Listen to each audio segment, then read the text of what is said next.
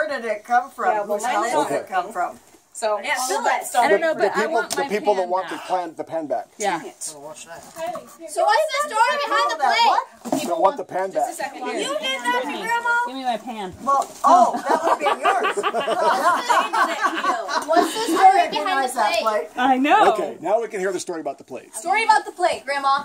The story of the plate started way back, probably 30 years ago, when my dad's sister, the two sisters, passed a small plate around. And you think this is ugly. That was even uglier. and they went back and forth with this. Well, to make a long story short, they are both gone.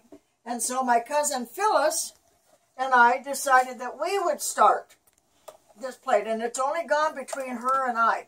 It's gone to Canada, it's gone to Pennsylvania, it's gone to California for her to pick up.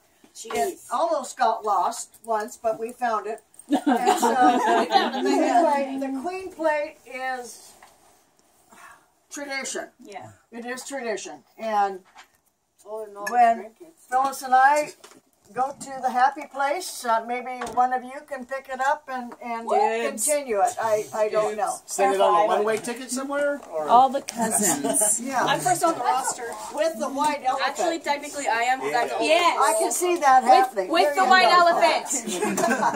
So anyway, that's the story, and I'm sticking to it. So.